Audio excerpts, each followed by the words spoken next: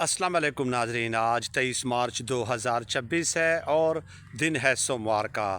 Iran, America और Israel जंग के हवाले से 3-4 ख़बरें हैं जो बाहम इंटरकनेक्टेड हैं। वो आज की इस वीडियो मुख्तसरन समेट कर आपकी खिदमत में पेश करनी है। सबसे पहली ख़बर, आपको याद होगा कि डोनाल्ड ट्रंप के बारे में ख़ुद अमरीकी जो मोतबर क्रेडिबल जो इदारे हैं वो ये कह रहे हैं कि डोनाल्ड ट्रंप गुज़श्ता 30-40 सालों में वाहिद सदर हैं जिसको इसराइल ने ट्रैप कर लिया है। यानी इसराइल की बहुत ज़्यादा कोशिश थी कि वो चूँकि ईरान का अलग अकेले मुकाबला नहीं कर सकते तो किसी न किसी तरीके से इस जंग में अमेरिका को इन्वॉल्व कर दिया जाए।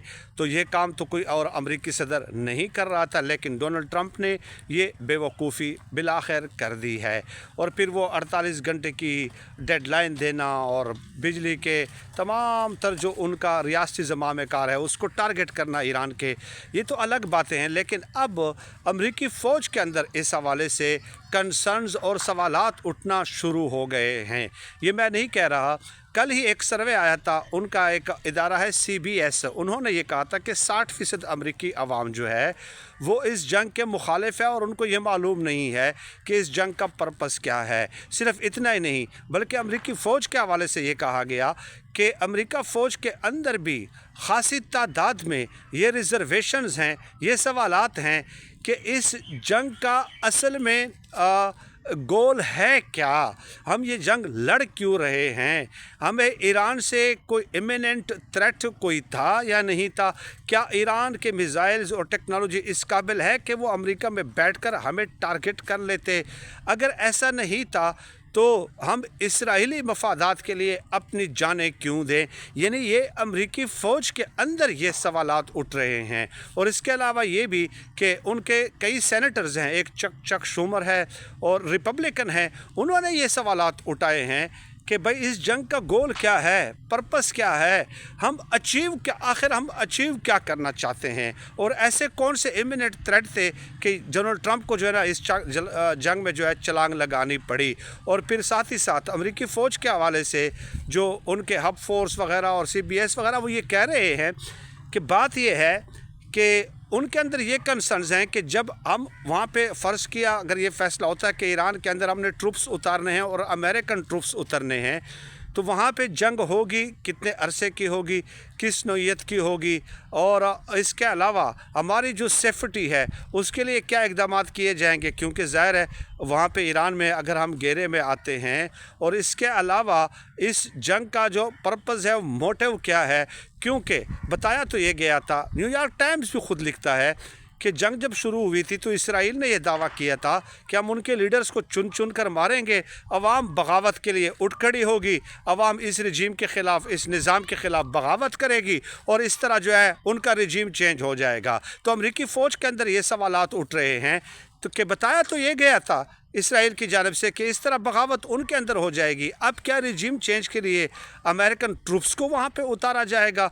तो उस हवाले से उनके अंदर एक स्ट्रेस मौजूद है कि ये जंग हमारी तो नहीं है, ये जंग हमारी तो नहीं है, किसी और की है और हम उनके लिए रजीम चेंज कर दें। तो इस तरह के बुनियादी नौइयत के सवालात उठने लगे हैं, ख़ुद अमेरिका की फ़ौज के अंदर ये सवालात उठने लगे हैं। और ये बड़ी सीरियस सिचुएशन है यकीनन डोनाल्ड ट्रंप के लिए। और डोनाल्ड ट्रंप जो है अब इस जंग में तो पस तो गए हैं और अब नए हरमूज़ खोलने के लिए जो है वो धमकियों पे धमकियां और पावर प्लांट्स को टारगेट करने की बात हो रही है। लेकिन ईरान ने भी फिर जवाब में कहा है कि हम जितने भी साफ़ पानी के प्रोजेक्ट्स हैं मशरक़ वस्ती में हम उनको टारगेट करेंगे। और आपको पता है कि आज के दौर जदीद में यकीनन बिजली के बग़ैर तो ज़िंदगी नहीं है, लेकिन ये भी तो एक फ़ैक्ट है ना कि पानी के बग़ैर तो ज़िंदगी का कोई तसव्वुर भी नहीं कर सकता।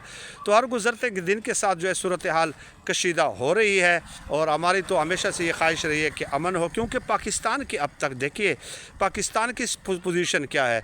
पाकिस्तान की अभी तक तो डिप्लोमेटिक फ्रंट्स पे जो उन्होंने मूव की है वो तो बहुत अच्छी है, लेकिन सऊदी अरब की तरफ से इस किस्म की ख़बरें आ रही हैं कि वो भी किसी भी वक्त ईरान पे हमला कर सकता है। तो जब अगर वो हमला करता है उस वक्त पाकिस्तान के लिए फ़ैसला करना बड़ा मुश्किल हो जाएगा। पाकिस्तान का मूव और पाकिस्तान का फ़ैसला उस वक्त क्या होता है ये देखना دیکھنا بہت ضروری ہوگا، کیونکہ یہاں پہ ظاہر ہے ایک انریسٹ یہاں پہ بھی پیدا ہوگا اور اس سے صورتحال کشیدہ بھی ہو سکتی ہے پاکستان کے اندر بھی۔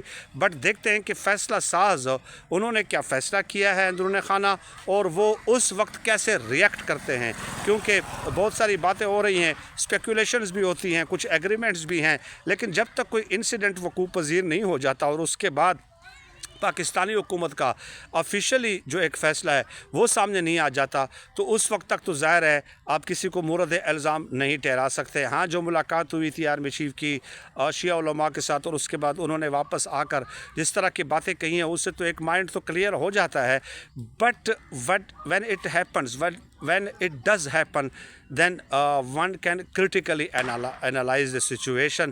پھر اس کے بعد تنقید بھی بنتی ہے، اور اگر آپ اس کی حمایت میں تو آپ اپنے دلائل اس کی حمایت میں پیش کریں گے، بٹ سچویشن جو ہے پاکستان کے لیے بھی ورسن ہو رہی ہے اور گزرتے دن کے ساتھ مہنگائی کے حوالے سے بھی، اور ویسے بھی آپ دیکھیں کہ یہاں پہ تو ان لوگوں کا کوئی وزڈم ہے نہیں، کوئی ان کے پاس الٹرنیٹ پلان، معاشی جو ہے متبادل پلان موجود ہے نہیں، سوائے اس کے کہ غریب عوام کی کمر توڑ دیں۔